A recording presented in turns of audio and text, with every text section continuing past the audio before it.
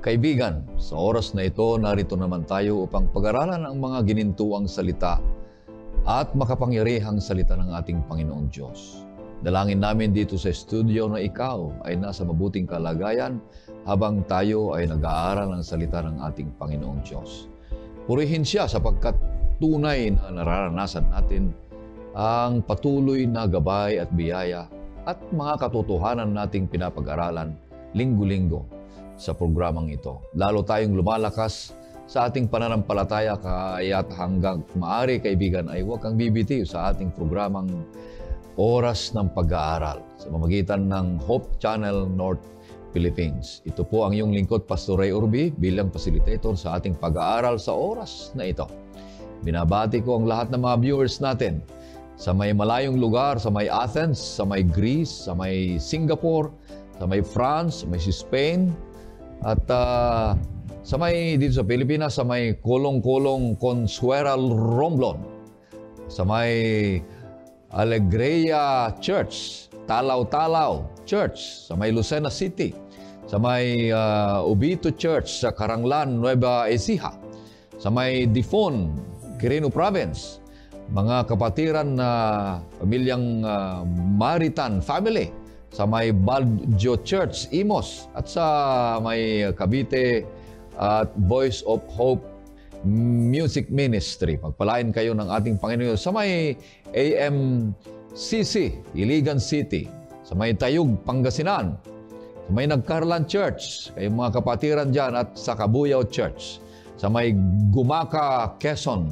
sa may Poblacion 6, Balabag, Palawan, sa may Santa Cruz, Marinduque, Kapatalan Church, sa may Daet, sa may Antipolo at Aniban Church. At ako'y lubos na nagpapasalamat sa Baliwag Church sa kanilang imbitasyon, La Sabbath, upang ipagdiwang ang kanilang masayang 106 na taon o 109 na taon sa pagkakatatag bilang isang lokal na iglesia.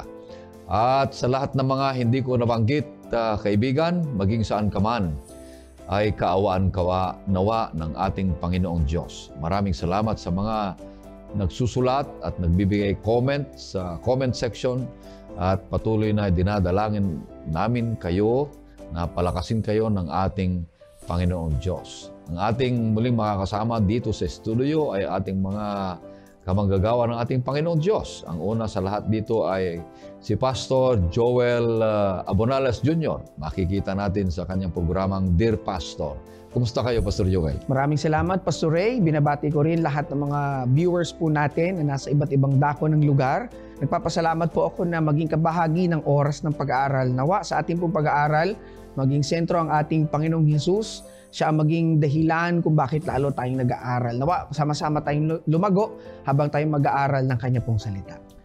Ang pangalawang makakasama natin dito sa studio ay si Pastor Jerry Estabilio. Siya po ang ating Stewardship Director ng North Philippine Union Conference. Kumusta kayo, Pastor Jerry?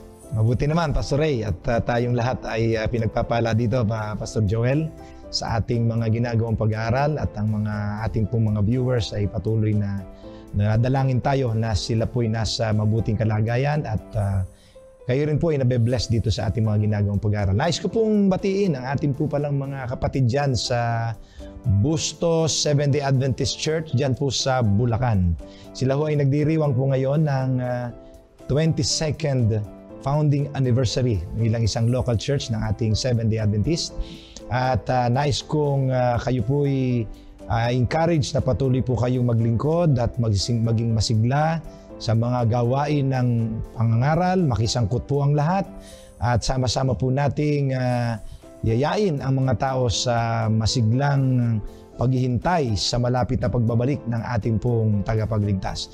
Ang lahat po ng mga leaders dyan sa Bustos Seventh-day Adventist Church, patuloy po ninyong pangunahan ang mga kapatid sa paglago. Akin din pong binabati ang aking mga mahal na mga kamag-anak po dyan sa San Antonio, Nueva Ecija.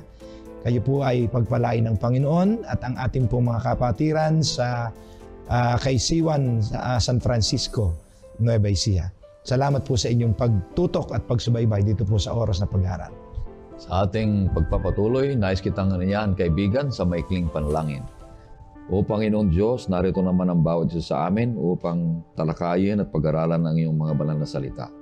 Magsalita kayo sa amin, Panginoon Diyos. Maunawaan namin ang iyong mga salita at magkaroon kami ng karunungan sa pamamagitan ng ministeryo ng Banal na Espiritu. At may sakabuhayan at may taas ang aming level ng espiritual na pamumuhay at ugnayan sa inyo. Patawarin kami, Panginoon Diyos, sa aming mga kasalanan. Ganun din po ang pagpapatawad namin sa mga nagkasala sa amin. Ito hiling namin sa pangalan ng aming Panginoong Jesus. Amen. Amen. Ang ating temang patuloy na pinapag-aralan sa buong trimestre mula Enero pa hanggang Marso, kaibigan, ay may pamagat na mga awit na ito'y patuloy na pinapag-aralan natin na nakikita natin ang lumalalim na tagpuan ng Diyos at sa tao. Sa puso at ito'y mga awitin punong-puno ng pagpapahayag ng panalangin, kagalakan, mga may hinaing, at papuri sa ating Panginoon Diyos na patuloy na nagtitiwala at umaasa sa mga pag-asa o kaya sa mga pangako ng ating Panginoon Diyos na Siya ay hindi nagpapabaya. Ang ating pangpitong paksana sa ating pinapag-aralan ngayong linggo ay may pamagat na ang iyong awa ay umabot sa kalangitan. At ang talatang sa uluhin ay matatagpuan sa awit 57, 9 at saka 10. Ito po'y sinasabi, "Ako'y magpapasalamat sa iyo, O Panginoon, sa gitna ng mga bayan. Ako'y aawit sa iyo ng mga papuri sa gitna ng mga bansa. Sapagkat ang iyong tapat na pag-ibig ay dakila hanggang sa mga langit. Ang iyong katapatan hanggang sa mga ulap." Noong nakarang linggo, kaibigan, ay pinag-aralan natin ang Diyos ay lubos na makapangyarihang mandirigma, na Siya ay nagwawagi at nagtatagumpay.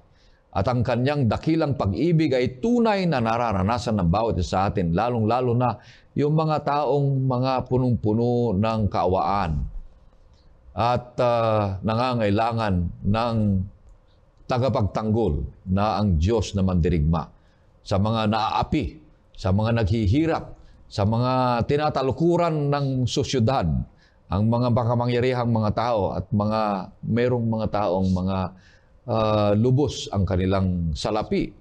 At ang mga taong mga pinag-uusig at mga taong pinagbibintangan at ang mga taong nangangailangan ng kanyang tulong. Sa paraanang ito, kaibigan, tayo ay magpapakita ng makabuluhang gawain ng pagbabago sa ating sosyudad, pagbabago ng buhay ng mga tao, na mga minoridad, na mga nasa tabi natin sa ating lipunan. Tulad ng ginawa ng ating Panginoong Yesus nung naparito siya sa lupa, gumawa siya ng paraan upang maipagtanggol, matulungan, at mayakap nila ang kaawaan at pag-ibig ng ating Panginoong Diyos. Kaya kaibigan, sa ating leksyon ngayong linggo ay buuin natin ng 3 bahagi na maipapaliwanag ngayong linggo ng aking mga kasama dito sa studio. At mayroon 3 punto na ating papag-aralan. Ang unang punto ay papaliwanag sa atin ni Pastor Joel. Ang pangalawang punto ay papaliwanag sa atin ni Pastor Jerry. At ang pangatlo ay babalik tayo sa kay Pastor Yaw. Ang unang punto na ipapaliwanag natin ay God's mercy signifies deliverance and protection. Ang pangalawa ay God's mercy signifies compassion and forgiveness. At ang pangatlo ay God's mercy signifies favor and graciousness. Anong ibig sabihin nito, Pastor Joel, ang unang punto nito? Maraming salamat, Pastor Ray, sa aklat ng mga awit, napaka-rich or napaka-broad ng meaning. Mayaman yan. Na mayaman, yung tinatawag natin na mercy. Importanteng maunawaan natin sa mga talata kung paano ito ginamit at ano ang implikasyon na ito, lalong-lalo sa mga psalter na ito. Unahin natin, Pastor, yung ginamit na word sa Psalm, yung tinatawag natin na kesed or tinatawag na hesed. Ang ibig sabihin nito, ginamit ito bilang pagpapakita ng deliverance at protection ng Diyos. Kailangan nating maunawaan ito kasi ang word na kesed na ito, Hebrew word na ito, ay common na ginagamit sa Old Testament. Tinatawag ito na mercy. So kaya sa ibang salin o salita, tinatawag ito na loving kindness. Hindi lamang mercy, tinatawag ito na loving kindness. Kaya napaka-rich ng word na yan. Diniscuss ni Oswald dyan, isa sa Old Testament scholar. Meron po siya, pwede lang i-check sa YouTube. Diniscuss niya paano rich ang meaning na to. So isa sa meaning nito na na mercy or loving kindness. Kinunek ito, pwedeng itong ikinunek ang salitang ito, Pastor, upang ipakita na ang ibig sabihin nito, loving kindness to the poor, loving kindness to or compassion to the fatherless and the needy. Tingnan natin ito, Pastor, ang mga tala na ito mula sa mga awit 109 or 109, ang talata ay 12 at 16. Wala nawang maging mabait sa kanya, ni maawa sa kanyang mga anak na ulila, sapagkat hindi niya naalalang magpakita ng kabaitan, kundi inusig ang dukha at nangangailangan, at ang may bagbag na puso upang patayin.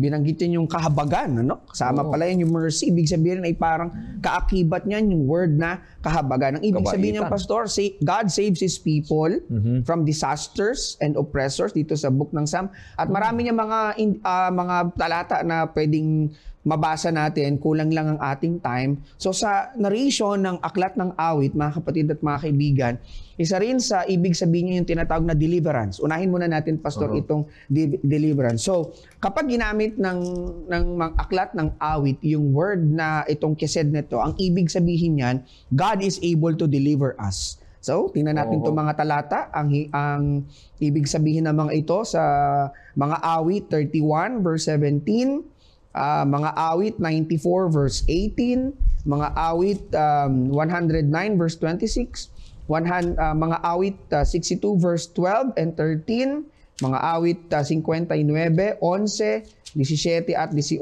Maganda makita natin itong mga talatang ito para maintindihan natin yung kapangyarihan ng Diyos sa pamamagitan ng pag-deliver sa kanyang mga anak.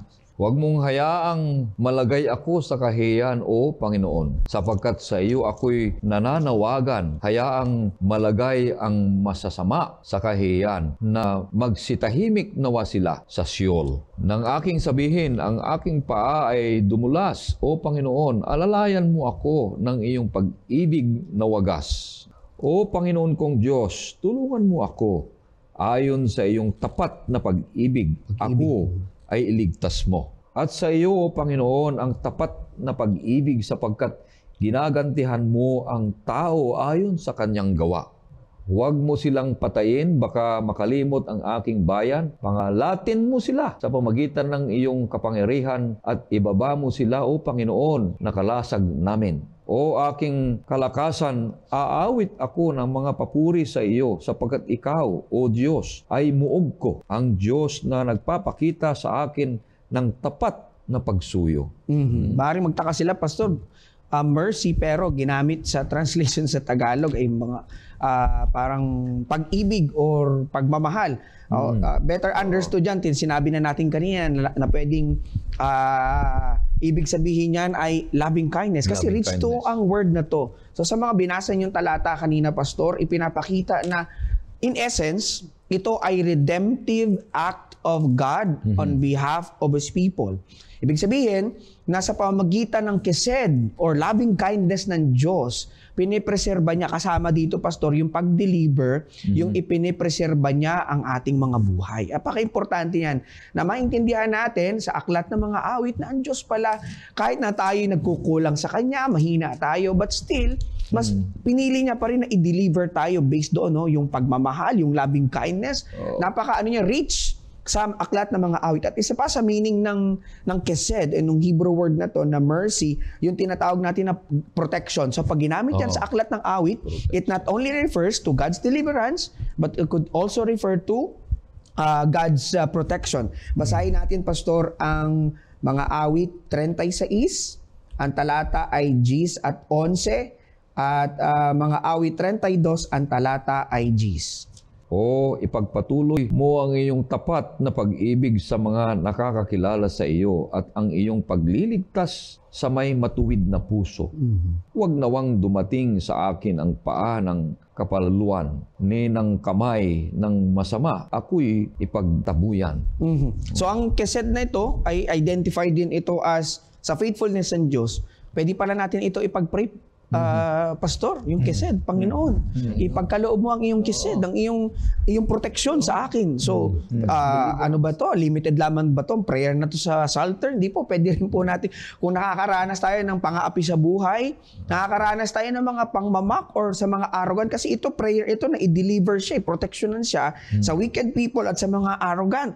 So, pwede din natin itong ipag-pray sa life natin in case nakakaranas tayo ng mga ganitong problema. So, yung word na mercy, napaka-rich ng meaning, compassion, loving kindness, tinuturo nito yung pag-deliver ng Diyos, unang-una. Yung ibig sabihin, dinideliver tayo ng Diyos mula sa mga sakuna, sa mga pangyayari sa sanlibutan. Pangalawa, itinuturo nito yung protection ng Diyos sa atin. At isa pa sa nagustuhan ko sa meaning na to, Pastor, ay parang iniingatan nito yung existence natin, ba? Kaya ipanalangin natin yung kesed na to. Ito existence, yung pananatili ng ating buhay, plea. Parang paghingi sa Diyos na manatili ang ating buhay. And last and final point na gusto kong i-emphasize, itong kesed na ito, Pastor, hindi po ito natatapos. Wala pong katapusan ito. Kung yung tayo mga tao, yung kahabagan natin, may limitation, halimbawa, yung tao, ginawan tayo ng hindi mabuti, minsan may limit yun. Pero sa Diyos, yung word na kised, eternal po yan, sabi ng aklat ng mga awit. Part ng karakter ng Diyos yan, hindi na mababago yun sa Kanya habang buhay na siyang merciful or yung kised. At yan yung assurance at good news sa ating mga believers na ang Diyos, ang Kanyang kahabagan ay magpasawalang hanggan. Amen. Tama yan. Karanasan ng bawat isa sa atin yan. Kung ang Diyos ay eternal. Walang hanggan. Karakter niya yung pagiging kesed o hesed, yung pagiging maawain. Kaya ang bawat isa sa atin, kung nararanasan natin ang kaawaan ng ating Panginoong Diyos, siya ay lubos na nag-iingat sa atin o kaya pinoprotect o kaya dinadala tayo sa mas magandang lugar o paraan upang tayo ay magkaroon ng mapayapang buhay ayon sa Kanya. Ang taong nabibigyan ng kaawaan ay umaayos ang kanyang buhay. Correct. Nagkakaroon siya ng mas magandang maliwanag na kinabukasan sapagkat nakaranas ka ng kaawaan.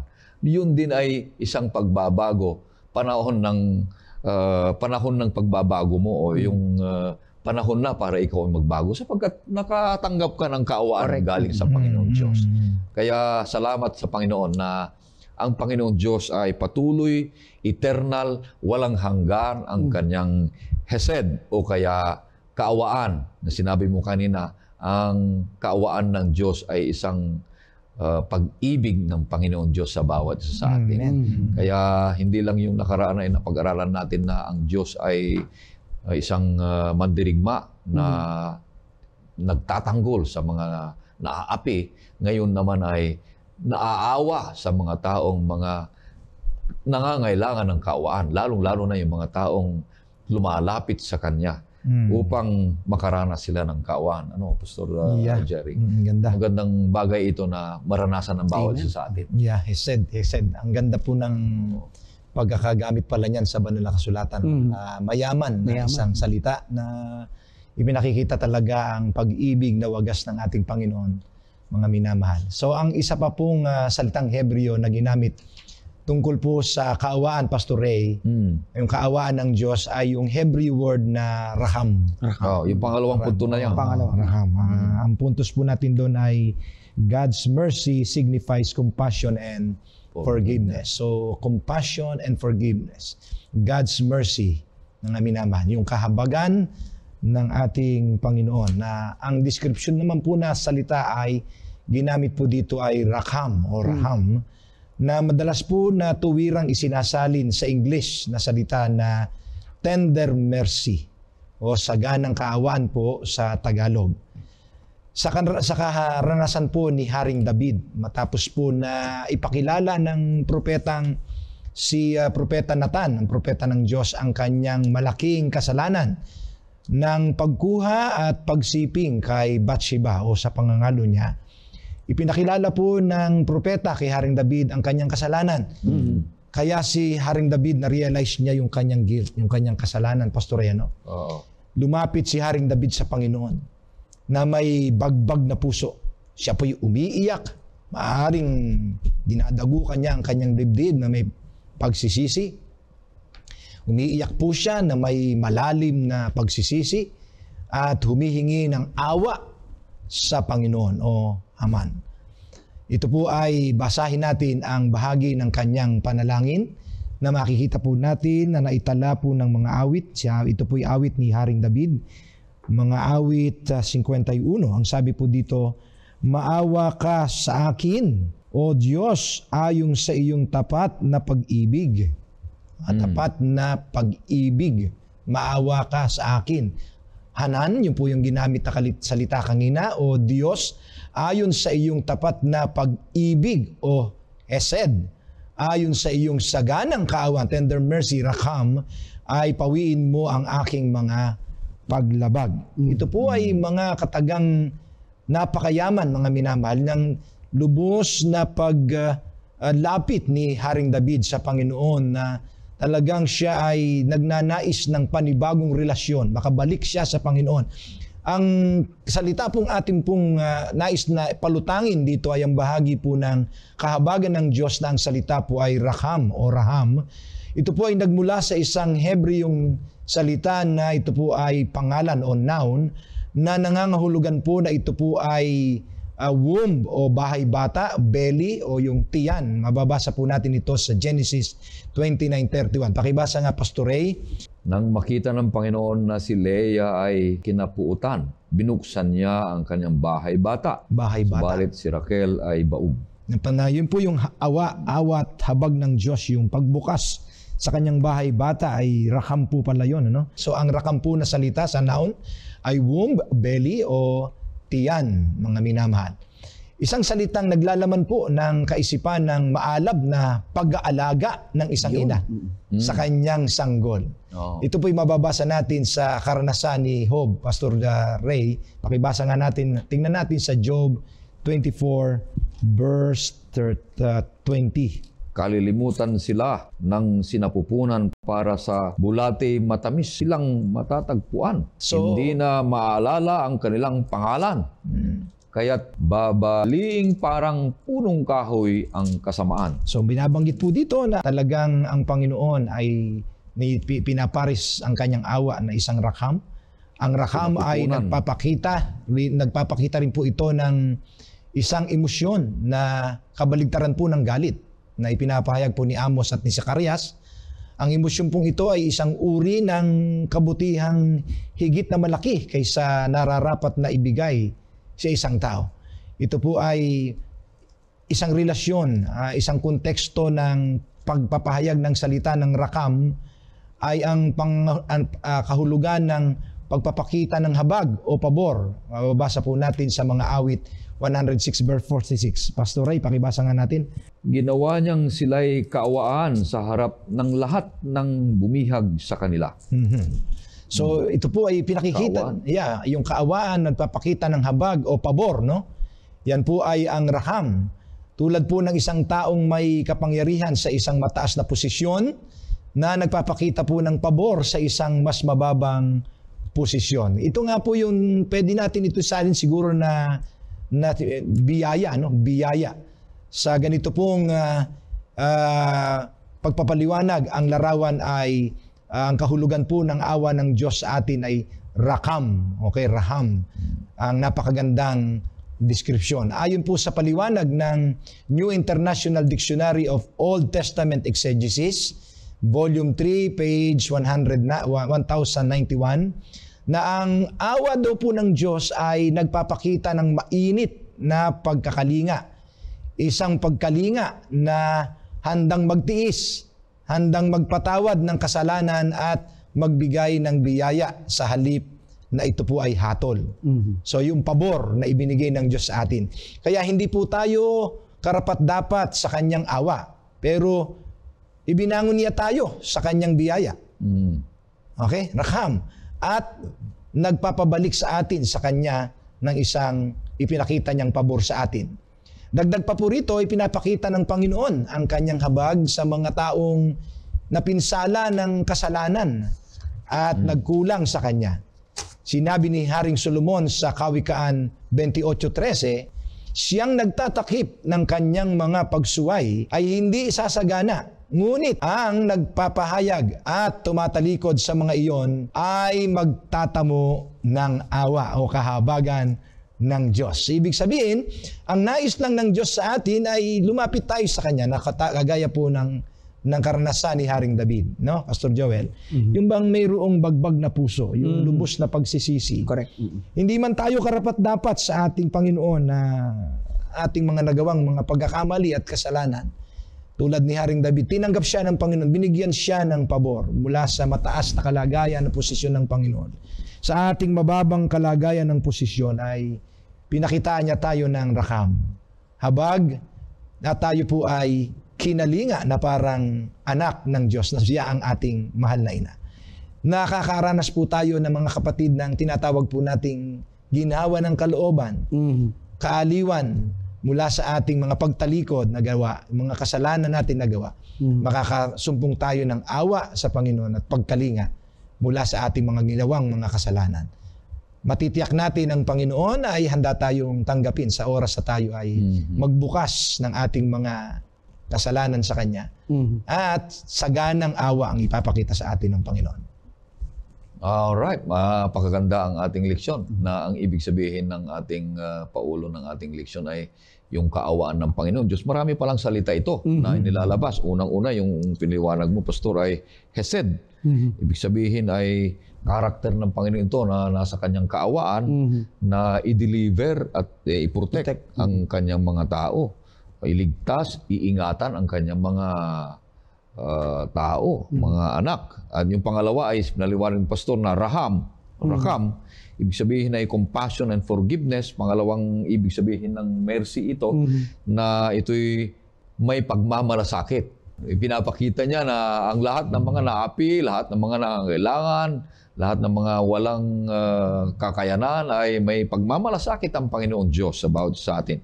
Inaaruga tayo, inaasikaso. Parang sinabi mo na yung Belly. Isang buntis na babae, kung may anak siya sa loob, ay inaasikaso ng maayos. Inaasikaso niya, pinapakain niya. At ganun din ang ibig sabihin ng Rakham na ito ay nagpapatawad. Yun, ang maganda. Nagpapatawad ang Diyos. Isang kaawaan pala yan, yung pagpapatawad. So isang kaawaan ang pagpapatawad ng ating Panginoon Diyos sa ating mga kasalanan para mabago tayo. Magkaroon tayo ng isa pang paraan para gumawa ng mas mabuti pa. Sinasabi pa dyan, Pastor Ray, sa ating leksyon na bilang karanasan na yan, ay dapat pala tayo, Pastor, ay nakikitaan din talaga niyang Rakham na yan. Magpakita tayo ng kahabagan din sa ibang tao. Magpatawad. No? So, sapagkat tayo dumanggap ng kapatawaran. Tama yung Pastor, agree ako doon kasi doon sa binanggit mo kanina na commentary, may binanggit doon yung words na the second mile. It's beyond, parang ang parang beyond your duty na kumbaga nag-go beyond pa siya sa nire-require. Parang yun sa Panginoon, kahit na alam yun, ang baho natin, hindi tayo karapat-dapat, pero mas pinili ng Diyos na patawarin tayo eh. Kagaya mo nga na panawagan na sana ganun din tayo na kahit hindi ka patapatawad yung ginawa ng isang tao, kagaya nung Rakham, at ganun din express natin sa mga tao. Ito yung turo ng aklat ng awit na may ito about restoration to eh. Hindi lang to basta yung word na Rakham, Rakham kasi it also talks about restoration. Na mabago yung life natin. Pagpanauli. Pag pinatawad tayo, hindi na tayo babalik sa dati. Bago na yung puso natin kung humingi tayo ng tawad na ito, restoration, hindi humingi ka ng tawad, ganun ka pa rin. Doon natin tatalakayin sa third point mamaya. Kaya mabuting paraan na ang Panginoon Diyos ay nakikilala natin na siya ay nagpapatawad. Sapagkat ang pagpapatawad ay isang paraan para manumbalik ang bawat isa sa atin. At ganun din naman ang gagawin natin sa mga tao. Ang taong hindi umiibig sa Diyos ay walang kaparaanan na siya ay nagpapatawad dahil wala siyang awa. Yeah. Ang mga taong hindi naaawa sa sarili at naaawa sa mga kapwa ay hindi mo aasahan na magpapatawad pa. Hindi walang ang kaawaan gagawin nila lahat para kung anong gawing masasakit para sa iyo Kaya mag-ingat tayo diyan. Dapat maranasan din pala natin tong rakam, Pastor. Dapat personal experience din natin ito na ine-extend ng Diyos ito sa atin sa maranasan natin yung compassion na to. Kaya sa awit, hinihingi talaga ito, Pastor. Hindi siya basta kusang dumarating. Hinihingi talaga ito. Pleadings ito Tama. Awit ito. Dapat maging awit din ito sa ating buhay na kung hindi pa natin nararanasan ito, ipanalangin, iawit natin to sa Panginoon. Lord, hindi ko pa to naranasan, ibigay mo to sa akin. Makita ko yung mga makita ko yung nakikita mo. Di ba? Yung mga mata mo maging mata ko. Yung bibig ko, yung bibig mo maging mga bibig ko. Yung mga bagay na hindi ko nakikita, ipakita mo sa akin para ma-experience natin personally itong rakam na yung pagpapatawad ng Diyos, ganun din yung pagpapatawad natin sa kapwa natin. Tama yan. Kaya ang Panginoon Diyos, pinapractice niya ito nung pumunta dito si Jesus na nagpatawad siya sa mga tao. Amen. Kaya tayo rin magpatawad. Kaya sabi niya, kung sino mang hindi magpapatawad, ay hindi patatawarin ng aking Ama. Kaya matindi ito. Walang kaligtasan kung hindi tayo magpapatawad. Sapagkat ito'y pagpanumbalik, sabi niyo kanina. So pupunta na tayo sa pangatlong bahagi ng ating leksyon na another na salita ng kaawaan ng Panginoon Diyos. Ay itatalakayin mo, Pastor, kung ibig sabihin nito, yung pangatlo. Itong God's mercy signifies favor and graciousness. Ang ganda ng Hebrew word na to na Hanan. Tumutukoy ito sa relationship ng Diyos at ng tao. Kumbaga, ang word na to, kung kanina ay noun, yung rakam, ito ay action word. Na ito ay action na ang Diyos mismo ang gumagawa nito, no? Para sa kanyang mga anak. Primarily, siya yung subject nito. Ng word na to. Nire-reveal nito, ipinapakita nito yung disposition ng Diyos sa mga tao at kung ano yung kanyang actions towards sa mga tao. Kagaya na sinabi mo din kanina, Pastor, na ipinopromote ng Diyos na patawarin natin yung kapwa natin. Ganon din dito yung word na to ginamit. Kumbaga, ang Diyos nagbigay freely, binibestow niya tong favor at yung graciousness na dapat may response yung tao na pagka di ba? Hindi lang basta ibinigay ng Diyos. Kung ang Diyos naging gracious favor, dapat tumugon tayo doon, Pastor. Hindi siya parang hindi siya passive Dapat maging buhay din siya na patotoo na sabi dito, wini-withhold ng Diyos yung kanyang grace kapag yung response kapag hindi tayo nagre-response sa kanya, ibinibigay ito sa freely na tatanggapin na tayo mga recipients nito.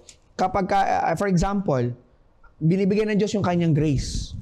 Pero kung ikaw hindi ka willing hindi ka in repentance sa ginawa mo, paano gagawa ang Diyos sa life natin? Kasi nga action ito ng Diyos Verb ito action ito ng Diyos. So pag binigay ng Diyos ang grace niya, yung kanyang compassion, dapat i-make sure din natin natutugon tayo. May pagbabago rin, change of heart, transformation din sa puso natin. Kaya yung common na pleadings ng Psalm, yung pag may maririnig tayo dyan sa English words na, be gracious to me. Binanggit yung word na yun, ang ibig sabihin nun yun yung Hanan.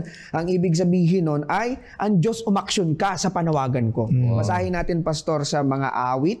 Unahin muna natin sa mga awit, Kapitulo 4, ang talata ay 1. Sagutin mo ako kapag tumatawag ako, O Diyos na tagapagtanggol ko. Binigyan mo ako ng silid nang ako'y nasa kagipitan.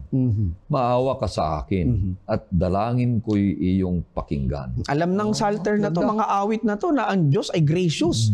Ang Diyos ay hanan sa Kanya, na ang Diyos talaga gumagawa sa tuwing ikaw ay tumatawag. Dito naman, Pastor, sa mga awit 86, ang talata ay 15 hanggang 17. Ngunit ikaw, O Panginoon, ay Diyos na mahabagin at mapagbiyaya, banayad sa pagkagalit, sa tapat na pag-ibig at katapatan ay sagana. Lingunin mo ako, maawa ka sa akin, ibigay mo ang lakas mo sa iyong lingkod, at iligtas mo ang anak ng iyong lingkod na babae. Pagpakakitaan mo ako ng tanda para sa kabutihan, upang makita ng mga napupuot sa akin at mapahiya sapagkat ikaw, Panginoon, ay tumutulong at umaliw sa akin. Di ba? Napakaganda ng graciousness. It talks about yung graciousness ng Diyos, yung word na hanan. Dito naman, Pastor, nakakasiguro ba tayo na itong yung entreat ng salmista na to ay dinidinig ng Diyos? Ang Diyos ba ay nakikinig? Uma-action ba ang Diyos dito? Mga awit 6, 9, mga awit 28, 2 at 6. Narinig ng Panginoon ang aking pagdaing. Tinatanggap ng Panginoon ang aking panalangin. Pakinggan mo ang tinig ng aking karaingan habang ako'y dumaraing ng tulong sa iyo, habang aking itinataas ang aking mga kamay sa dako ng kabanalang santuaryo. Ang Panginoon ay purihin sapagkat narinig niya ang tinig ng aking mga daing. Ang linaw, Pastor, sabi ng salmista. Pag sinabi ng salmista na, be gracious to me, sa binasa mo, Pastor, nakikinig ang Diyos. Pinapakinggan ng Diyos. Uma-action ang Diyos. Hanan. Action word nga siya. Verb siya. It's a verb na talagang uma-action ang Diyos. Pagka nanalangin tayo, sinabi natin maging gracious ang Diyos, nagiging gracious ang Diyos sa atin. At paano ipinapakita sa dito sa aklat ng salmist, ng Psalm, na ang Diyos ay nagiging gracious? Una, basahin natin, Pastor, ang Diyos ay gracious sa atin kasi nagbibigay siya ng pagkain. Sa 111 verse 4 and 5. Ginawa niyang maalala ang kanyang kahangahangang mga gawa. Ang Panginoon ay mahabagin at mapagbiyaya. Siya ay naglalaan ng pagkain sa mga natatakot sa Kanya. Lagi niyang alalahanin ang tipan niya. Nagpo-provide, gracious ang Diyos. Nagpo-provide ng food. What else? Nagbibigay ng magandang ani. Dito sa may 67, ang talata ay 1. Hindi lang siya nagbibigay ng pagkain, nagbibigay rin siya ng mabuting ani. Ang Diyos naway mahabag sa atin at tayo'y pagpalain at pagliwanagin nawa niya ang kanyang mukha sa atin. Meron pa isa, Pastor, dito yung word na vindication. Yung vindication na yung wala kang kasalanan, pero sa dulo na vindicate ka, na wala ka palang kasalanan. So ganito yung work ng Hanan na to, yung merciful na ang Diyos uma-action para i-vindicate tayo. Basahin natin, Pastor, sa may 103, talatang 6 hanggang 8. Ang Panginoon ay nagsagawa ng mga matuwid na gawa at katarungan sa lahat ng naaapi. Kanyang ipinaalam ang kanyang mga daan kay Moises, ang kanyang mga gawa sa mga anak ni Israel. Ang Panginoon ay mahabagin at mapagbiyaya, hindi magagalitin, at sa tapat na pag-ibig ay sagana. In short, Pastor, itong Diyos na ito na tinatawag ng salmista, hindi siya madamot. Kasi we say gracious, mapagbigay, mapagbiyaya. Hindi siya madamot. Hindi niya wini-withhold yung kanyang pagmamahal, yung kanyang compassion sa kanyang mga anak. Kaya ang Hanan na to na ginamit, nagre-reflect din ito dapat sa atin na dapat maging mapagbiyaya din tayo sa neighbor natin. Di ba? Huwag tayo maging madamot din sa kanila. Sa mga mahihirap, dapat tumulong din tayo sa kanila. Magpakita tayo ng kahabagan at compassion sa kanila. Alagaan natin yung mga matatanda. Kaya makikita natin pag nanood tayo, yung matatanda inaalalayan, pag tumatawid sa kalsada, lahat ito nagpapakita ng Hanan, maging gracious, maging kind tayo even sa mga tao na nakakasalamuhan natin. Ayan ang gusto ng Diyos, maging merciful tayo, maging gracious tayo, maging kind, compassion tayo, maging sa mga tao na iniibig din ng Panginoon. Amen. Alam mo, kaibigan, dito sa ating lugar, dito, lalo na sa Pilipinas, kasama ko lang kamakailan yung ating mga matatanda, mga senior. Nung sinamahan ko sila pumunta sa Divisoria, sumakay kami dito sa may LRT. Nakita nila yung PWD. Na ang Pilipinas, ang ating gobyerno ay iniingatan ang mga buntis, ang mga matatanda, at ang mga kapansanan. Isang paraan ito na ang Panginoong Diyos ay natutuwa. Sapagkat inaalalayan, iniingatan, binibigyang pabor ang mga taong nangangailangan. Ganito ang Diyos. Hindi siya nagpapabaya. Magandang paraan ito yung salitang Hanan na kaawaan ng ating Panginoong Diyos. Na ang Diyos ay nagbibigay ng mga ating mga kailangan. Paano gagamitin tayo? Amen. Ikaw at ako. Hindi lang yung kabuuan ng kanyang iglesia, kundi personal na isang kaparaanan ay gagamitin tayo ng Panginoong Diyos na yung mga nangangailangan, yung mga naaapi ay nabibigyan sila ng pabor, na naitatayo sila ayon doon sa dapat nilang katayuan. na hindi sila napapabayaan, kundi sila ay nabibigyan pansin, nasasalubungan ang kanilang mga pangangailangan sa araw-araw. Kaya minsan ay itong mga nasa harap natin na may nag-post pa dyan na hindi tayo Parang naalala ko yun. tumutulong bilang isang sa Facebook nag-post na huwag na kayong pupunta sa mga malalayong lugar. Nasa harapan nyo na. Ninyo. Abay sabi ko, itong mga ito ay patuloy na nakakatanggap, mga kapatid. Kung maaari nga lang, magbahay na sila dyan ay natutulungan naman ang mga iyan. So kung natutulungan ang mga nasa paligid natin, pupunta naman tayo sa mga iba. Kaya para naman ay Suki. magiging patas ang pagtulong natin sa mga iba. Hindi lang yung tinitingnan ay yun ang kinikilingan o yung mga pinipili natin. Ang Diyos ay gumagawa lahat ng paraan sa bawat isa sa atin upang tayo ay magiging isang halimbawa o kaya instrumento na makatanggap ng kaawaan o pabor o graciousness ang mga taong ito, mga kapatid. Kaya purihin ang Panginoon Diyos sa salitang ito ng kaawaan ng ating Panginoon Diyos. Yung palang salitang, itong ginukonsider natin salita na ito? Hanan, Mercy, Hanan, Hanan. favor and graciousness ay sapagkat ito nga ay tinatawag nating action word, no? Ay siguro isasali natin yung salitang maging mahabagin kayo. Maging mapagpatawad kayo. Matulungin. Maging matulungin. Okay? Ito po ay maging mapagbigay tayo. Ito yung mga salita na pwede ho natin ikabit sa salitang Hanan, no? Na kinakailangan po ito makita talaga. Ito po dapat ay visible sa atin. Itong mga nananampalataya at tumatanggap sa ating Panginoon. Na tayo rin na nakatanggap nito sa Panginoon, Pastor Ray. Sino ba sa atin ang hindi nakatanggap ng kahabagan ng Diyos? Sino ba sa atin ang hindi nakatanggap ng pagbibigay ng Diyos sa atin? Lahat tayo ay tumanggap nito. Kaya tayo po ay inaasahan ng Panginoon na maging makitungo rin tayo na may hanan sa mga taong nangangailangan nito, Pastor Ray. No? Matindi. Alam nyo, kung ang bawat isa sa atin ay merong prinsipyong ganito, ng prinsipyo ng langit na isip ng Panginoong Diyos, ay wala nang mahihirapan. Ang taong meron siyang ganitong attitude sa buhay ay naghahanda. Diba? Naghahanda. Hindi ka makakatulong kung hindi ka maghanda. Paghahandaan mo ang isang bagay. Halimbawa, nakatanggap ka ng biyaya, nakatanggap ka ng kaawaan, nakatanggap ka ng blessing, o kung kaya may sweldo ka. Ang unang iniisip mo, paano kaya ako makakatulong dito? Paano kaya ako makakasuporta sa gawain? Paano kaya ako magbigay kaluguran sa Panginoong Diyos sa aking mga tinatangkilik na ito? Oo, kasi yung mga taong sakim, yung gusto magpayaman, maraming mga ari-arian, ay maaaring hindi nakakatulong na maayos sa kapwa yan. Pero kung nakatanggap na tayo ng mga biyaya, kaawaan ng Panginoon Diyos, ay i-share naman natin.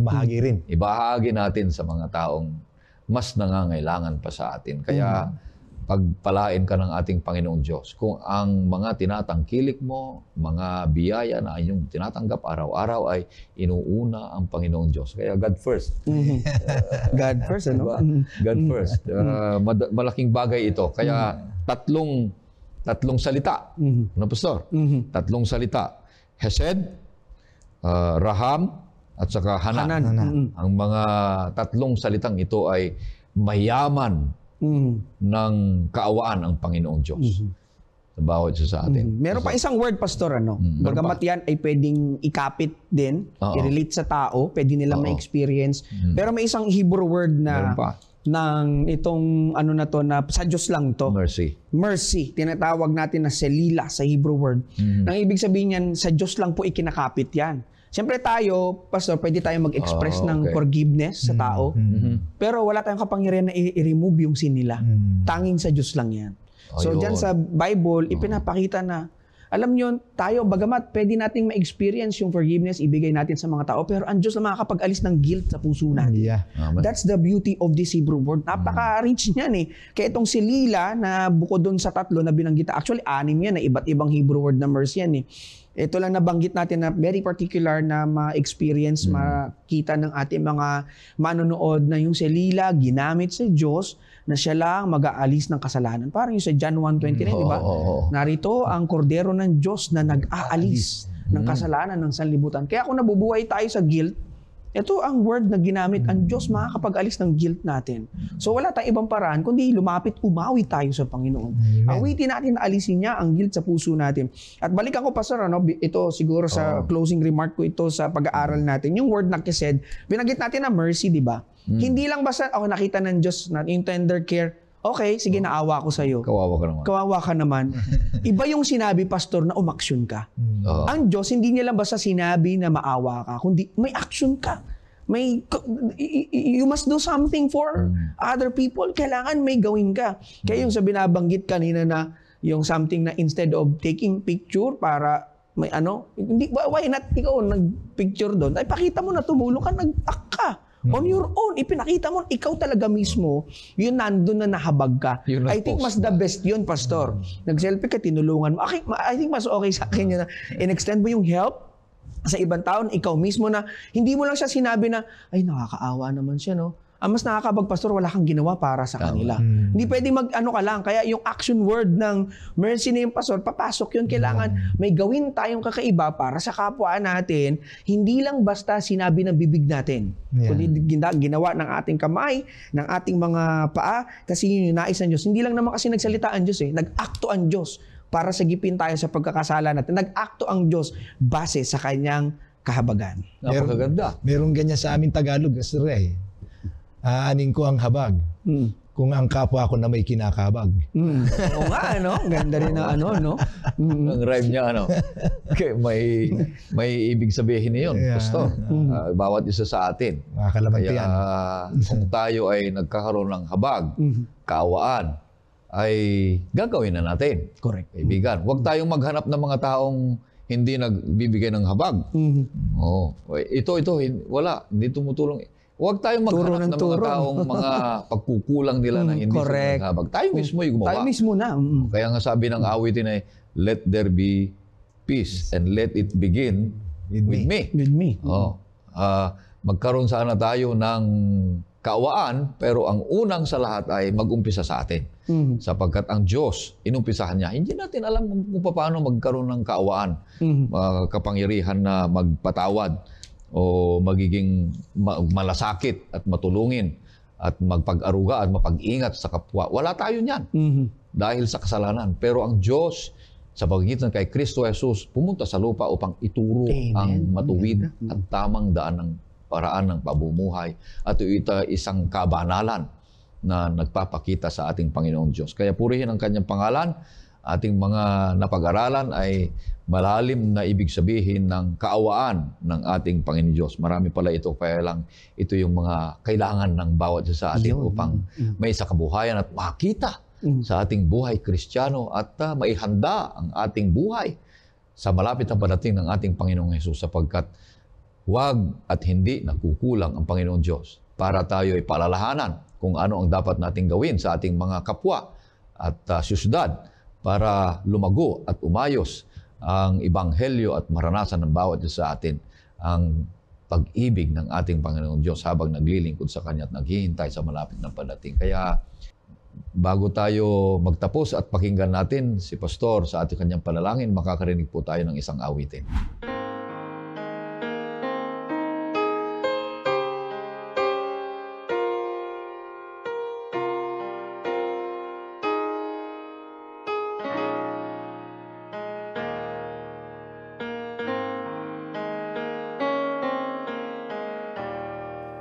Panaho'y nagdaraan,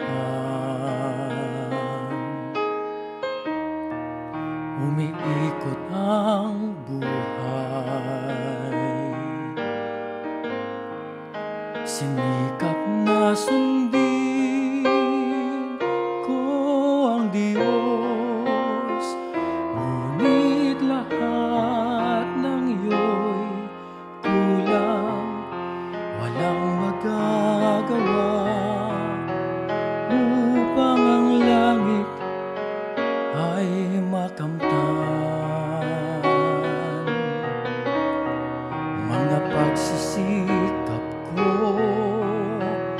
lahat walang kabuluhan. Kung di sa biyaya mo, ako ngayon'y naglalakbay sa landas na walang pagtutunguhan at walang kaligtasan. Ako'y mabibigo sa bawat laban ko, at kailanman ay di mananalo kung di sa biyaya mo.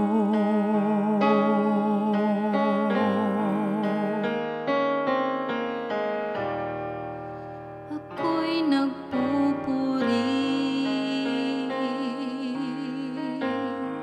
ng buong puso ko.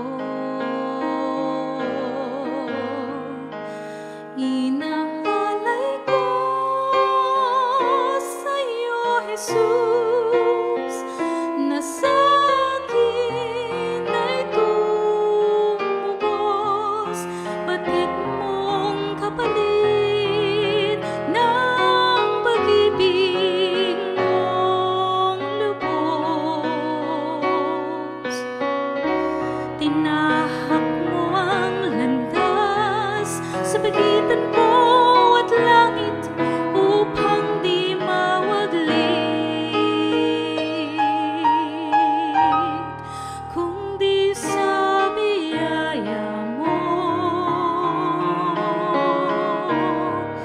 Ako ngayon'y naglalakbay sa landas na walang pagtutunguhan at walang kaligtasan. Ako'y mabibigo sa bawat laban ko, at kailanman ay di mananalo kung di sa biyaya mo.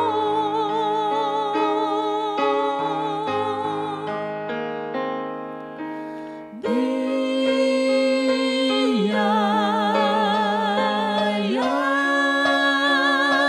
mo'y pinatawad, nilinis ako. Biyaya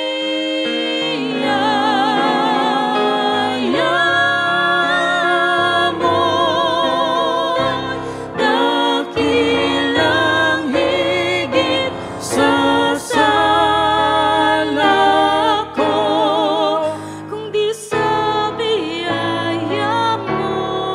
Kung di sa biyaya mo, Ako ngayon'y ako'y naglalakbay sa landas na walang pagtutunguhan at walang kaligtasan.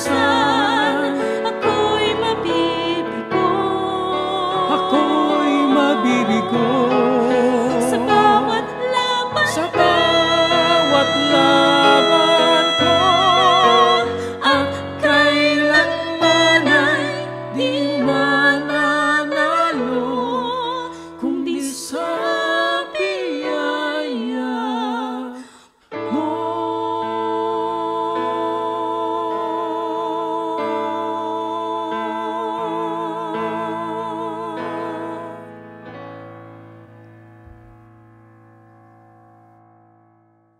Tayo po'y manalangin. Sa diwa po ng aming pinag-aralan na kilang Diyos, na ikaw po ay sagana sa kagandahang loob, puno ng awa sa inyong mga anak. Yes, Lord. Ang aming mga daing ay umaabot sa iyong sa iyong luklukan sa langit. Na kami po ay iyong kinahabagan, kami po ay iyong pinaranas ng iyong mapagkalingang kamay. Yes. Tinanggap niyo po kami, pinigyan niyo kami ng pabor, Amen. bagamat kami ay hindi po karapat-dapat tumanggap sa aming mga guilt, sa aming mga kasalanan na nagawa. Ikaw lamang po ang makakaalis nito, Panginoon. Ikaw ang makapangyarihang Diyos na sa pamamagitan ng iyong mayamang awa at habag, ang lahat ng aming sala at mga guilt ay iyong tatanggalin, na parang kami ay hindi nagkasala sa iyong harapan. Panginoon, ang bawat isa sa amin ay tulungan mo po na kami ay mabuhay na ayon sa iyong karakter. Na magpakita rin po kami ng graciousness sa ibang tao. Magpakita kami ng kapatawaran din sa mga nagkasala sa amin. Na kami rin po ay maging mahabagin sa ibang mga taong nangailangan ng habag. Panginoon, dalangin po namin ng aming pong mga pag-aaral na ito'y makita sa aming mga buhay. At ito po'y sana'y magsimula sa aming mga tahanan. Amen. Ito po'y aming hiling sa matamis na pangalan ng Panginoong Hesus. Amen. Maraming salamat, kaibigan, sa patuloy mong pagsusubaybay na ikaw ay pagpapalain ng ating Panginoon Diyos. Nawa, pagpalain ka ng lubusan. Ang Diyos ay nagmamahal sa iyo kagaya ng pagmamahal namin sa iyo.